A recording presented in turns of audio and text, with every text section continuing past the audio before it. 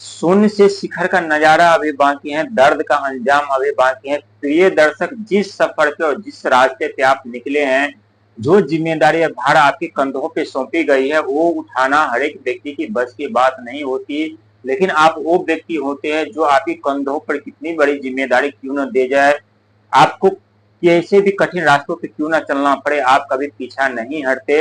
लेकिन जो व्यक्ति पीछा हट जाते हैं, ये तो सच है कि उन्हें कामयाबी और सफलता नहीं मिलती।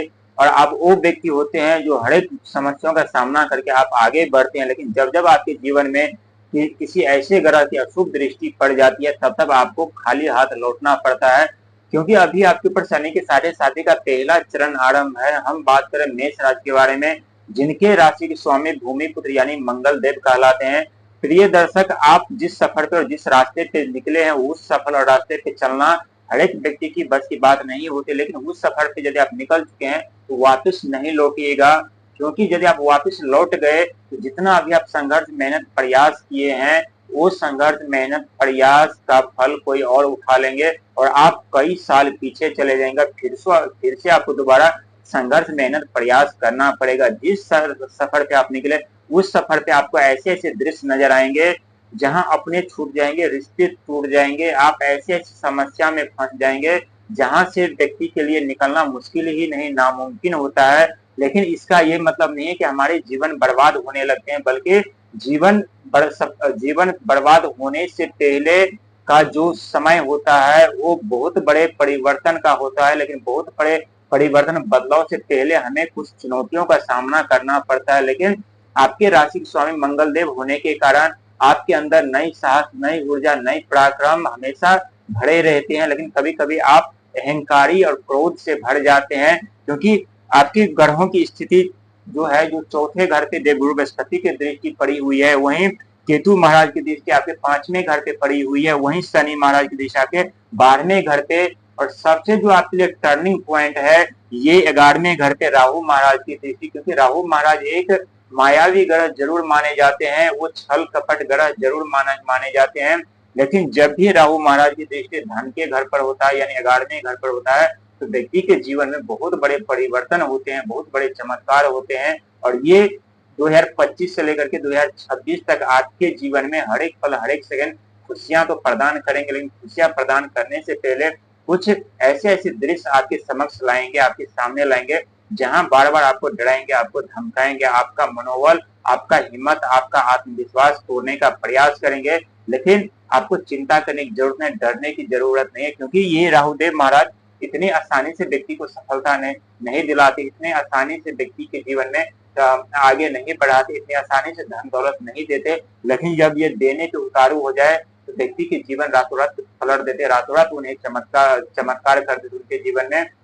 और जो व्यक्ति कंस्ट्रक्शन से, टेक्नोलॉजी से जुड़े होते हैं, नेटवर्किंग से, शेयर मार्केटिंग से जुड़े होते हैं, उनके लिए राहु का वरदान किसी चमत्कार से कम नहीं होता है। क्योंकि राहुदेव महाराज उस प्लेटफॉर्म के राजा कहलाते हैं। और यदि आप इस लाइन से जुड़े हुए हैं, इस तरह के कार्य आप कर रहे हैं, तो ये समय आपके लिए बहुत अच्छा रहेगा, बहुत शुभ माना जाता है 11वें घर में राहु महाराज की दृष्टि। क्योंकि इसके पास अथाह आइडिया के भंडार होते हैं, और देवगुरु बृहस्पति के पास अथाह ज्ञान के भंडार, जो कि चौथा घर जो होता है, भूमि का, मकान का, माता का, जमीन जायदाद का ये घर माना जाता है। और यहाँ पे देवगुरु बृहस्पति की दृष्टि पड़ने के कारण जो आपके अधूरे कार्य पूरे थे, जो जमीन जायदाद मकान से रिलेटेड आपके अधूरे कार्य रह गए थे, वो पूरा होंगे। लेकिन कुछ सावधानियां रखने की आपको जरूरत है। और सावधानियां क्यों रखनी है, हम ये भी आपको बताएंगे। क्योंकि 12वां घर जो होता है, आज कहते हैं अच्छा नहीं माना जाता, क्योंकि 12वें घर में बहुत उलझने, समस्या भी उत्पन्न होते हैं, तो बहुत बड़ी सफलता और कामयाबी भी हमें प्राप्त होती है। क्योंकि 12वां घर जो होता है, ये धन से जुड़ी घर माना जाता है, साथ ही संघर्ष मेहनत का भी घर माना जाता है, शत्रु का भी घर माना जाता है, भाग दौड़ यात्रा का भी घर माना जाता है। और शनि महाराज की दृष्टि 12वें घर पे है, तो यहाँ आपको यात्रा करनी पड़ सकती है, भागदौड़ करनी पड़ सकती है, कार्य में रुकावटें, बाधा जरूर उत्पन्न हो सकती है। लेकिन अब वो बाधा थोड़े दिन के लिए रहेंगे, हमेशा के लिए नहीं रहेंगे। क्योंकि शनि के साढ़े साथी का पहला चरण आपके ऊपर आ रहा है। पहला चरण में इतने बड़े ग्रहों की दृष्टि जो कि शुभ घर पे पड़ी हुई है। क्योंकि देवगुरु बृहस्पति के 3 दृष्टियां होती है, 5वीं, 7वीं, 9वीं।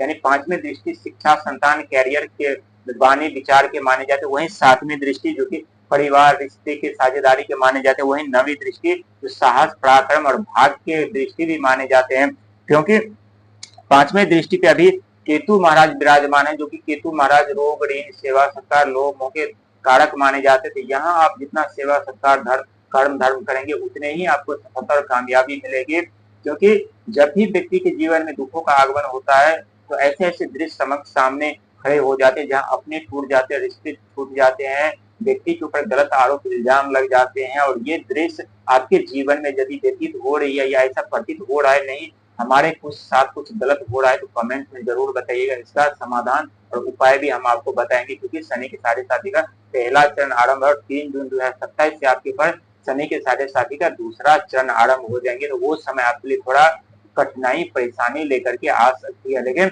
आपके राशि स्वामी यानी मंगलदेव होने के कारण आपके अंदर साहस, पराक्रम फूट के भरे रहेंगे, जिसके कारण आप अपने जीवन में सफलता और कामयाबी तक पहुंच पाएंगे। लेकिन आपको संघर्ष और मेहनत जारी रखना पड़ेगा। वहीं जो शनि महाराज 12वें घर पे जो पड़ी हुई है और राहु महाराज यानी 11वें घर पे, यानी आगे पीछे मत चल रहे हैं दोनों के दोनों ग्रह, क्योंकि एक कार्य में बाधा उत्पन्न कर देते हैं तो एक ग्रह अचानक से सफलता दिला देते हैं, एक ग्रह हमें कार्य में रुकावटें उत्पन्न कर देते हैं, समस्या खड़ी कर देते हैं, तो एक ग्रह जो है हमें उलझन में डाल देते हैं, उलझन उत्पन्न कर देते हैं, हमें ऐसे मायाजाल माया चक्र में फंसा लेते हैं जहां हमारे लिए सोचना और समझना मुश्किल ही नहीं नामुमकिन हो जाते। तो ये समय आपके लिए थोड़ा कठिन भी रह सकता है, लेकिन कठिनाइयों के बाद जो सफलता और कामयाबी आपको मिलेगी वो सफलता और कामयाबी के बारे में जो कभी आप कल्पना भी नहीं किए होंगे और न कर सकते कि इतना बड़ा परिवर्तन, इतना बड़ा चमत्कार हमारे जीवन में कैसे हो रहा है।